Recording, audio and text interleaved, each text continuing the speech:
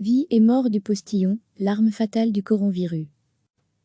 De minuscules mais redoutables missiles, les postillons sont le vecteur privilégié de transmission d'homme à homme du SARS-CoV-2, un virus qui se contracte par voie aérienne, comme la grippe, mais pour lequel plusieurs inconnus demeurent, notamment sa capacité à rester en suspension dans l'air.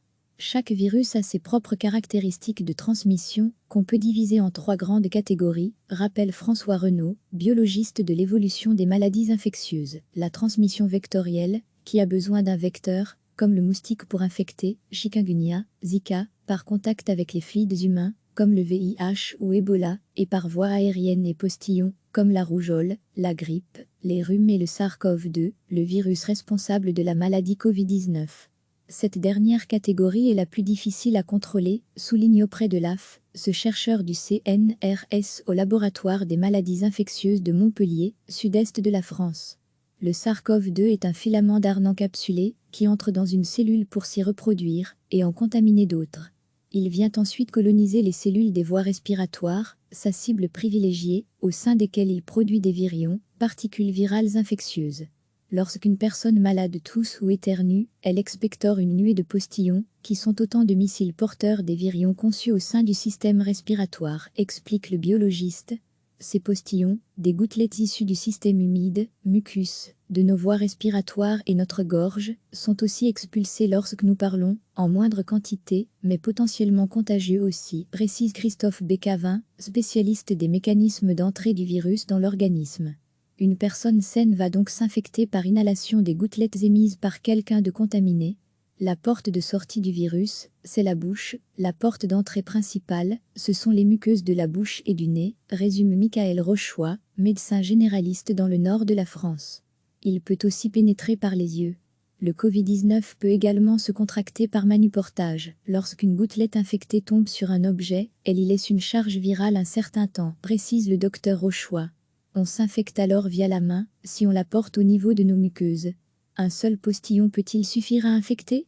On ne sait pas, car on ignore encore quelle est la charge minimum pour attraper le Covid-19, développe Christophe Bécavin, chercheur du CNRS à l'Institut de pharmacologie moléculaire.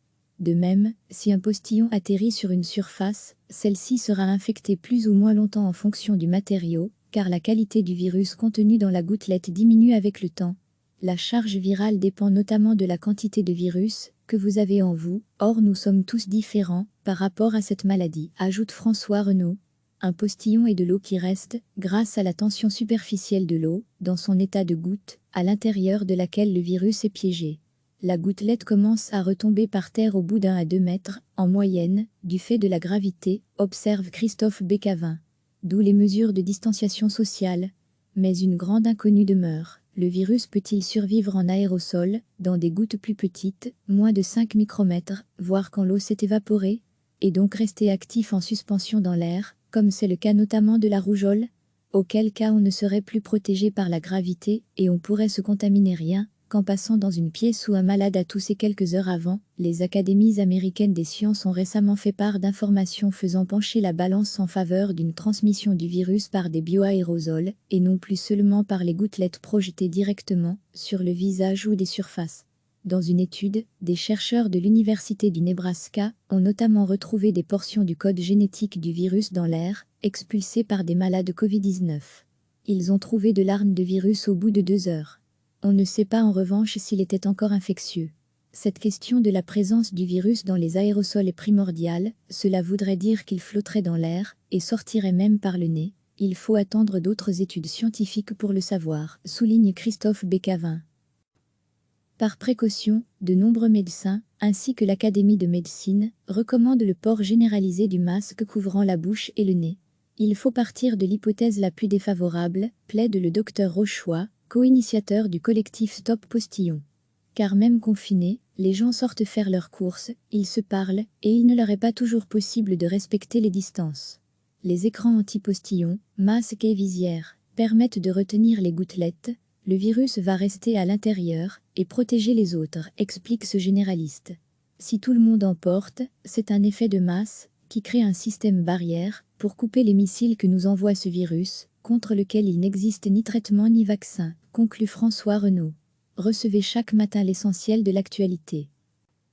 De minuscules mais redoutables missiles, les postillons sont le vecteur privilégié de transmission d'homme à homme du SARS-CoV-2, un virus qui se contracte par voie aérienne, comme la grippe, mais pour lequel plusieurs inconnus demeurent, notamment sa capacité à rester en suspension dans l'air.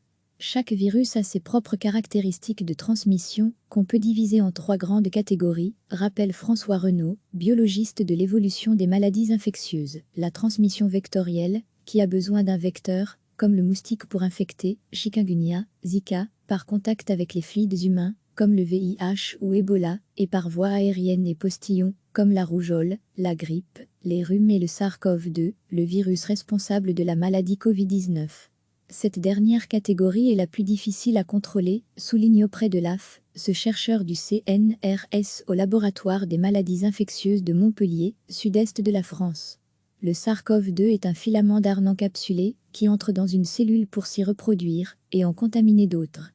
Il vient ensuite coloniser les cellules des voies respiratoires, sa cible privilégiée, au sein desquelles il produit des virions, particules virales infectieuses. Lorsqu'une personne malade tousse ou éternue, elle expectore une nuée de postillons, qui sont autant de missiles porteurs des virions conçus au sein du système respiratoire, explique le biologiste. Ces postillons, des gouttelettes issues du système humide, mucus, de nos voies respiratoires et notre gorge, sont aussi expulsés lorsque nous parlons, en moindre quantité, mais potentiellement contagieux aussi, précise Christophe Bécavin, spécialiste des mécanismes d'entrée du virus dans l'organisme. Une personne saine va donc s'infecter par inhalation des gouttelettes émises par quelqu'un de contaminé. La porte de sortie du virus, c'est la bouche, la porte d'entrée principale, ce sont les muqueuses de la bouche et du nez, résume Michael Rochois, médecin généraliste dans le nord de la France. Il peut aussi pénétrer par les yeux.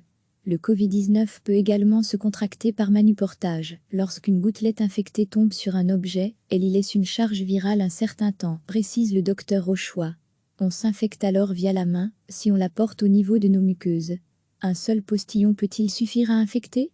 On ne sait pas, car on ignore encore quelle est la charge minimum pour attraper le Covid-19, développe Christophe Bécavin, chercheur du CNRS à l'Institut de pharmacologie moléculaire. De même, si un postillon atterrit sur une surface, celle-ci sera infectée plus ou moins longtemps en fonction du matériau, car la qualité du virus contenu dans la gouttelette diminue avec le temps. La charge virale dépend notamment de la quantité de virus que vous avez en vous, or nous sommes tous différents par rapport à cette maladie, ajoute François Renaud. Un postillon est de l'eau qui reste, grâce à la tension superficielle de l'eau, dans son état de goutte, à l'intérieur de laquelle le virus est piégé. La gouttelette commence à retomber par terre au bout d'1 à 2 mètres, en moyenne, du fait de la gravité, observe Christophe Bécavin. D'où les mesures de distanciation sociale. Mais une grande inconnue demeure. Le virus peut-il survivre en aérosol, dans des gouttes plus petites, moins de 5 micromètres, voire quand l'eau s'est évaporée, et donc rester actif en suspension dans l'air, comme c'est le cas notamment de la rougeole? Auquel cas on ne serait plus protégé par la gravité, et on pourrait se contaminer rien qu'en passant dans une pièce où un malade a toussé quelques heures avant. Les académies américaines des sciences ont récemment fait part d'informations faisant pencher la balance en faveur d'une transmission du virus par des bioaérosols, et non plus seulement par les gouttelettes projetées directement sur le visage ou des surfaces. Dans une étude, des chercheurs de l'Université du Nebraska ont notamment retrouvé des portions du code génétique du virus dans l'air, expulsé par des malades Covid-19. Ils ont trouvé de l'ARN de virus au bout de 2 heures. On ne sait pas en revanche s'il était encore infectieux. Cette question de la présence du virus dans les aérosols est primordiale, cela voudrait dire qu'il flotterait dans l'air, et sortirait même par le nez. Il faut attendre d'autres études scientifiques pour le savoir, souligne Christophe Bécavin. Par précaution, de nombreux médecins, ainsi que l'Académie de médecine, recommandent le port généralisé du masque couvrant la bouche et le nez. Il faut partir de l'hypothèse la plus défavorable, plaide le docteur Rochois, co-initiateur du collectif Stop Postillon. Car même confinés, les gens sortent faire leurs courses, ils se parlent, et il ne leur est pas toujours possible de respecter les distances. Les écrans anti-postillons, masques et visières, permettent de retenir les gouttelettes. Le virus va rester à l'intérieur et protéger les autres, explique ce généraliste. Si tout le monde en porte, c'est un effet de masse qui crée un système barrière pour couper les missiles que nous envoie ce virus, contre lequel il n'existe ni traitement ni vaccin, conclut François Renaud. Cliquez sur s'abonner pour recevoir les dernières nouvelles.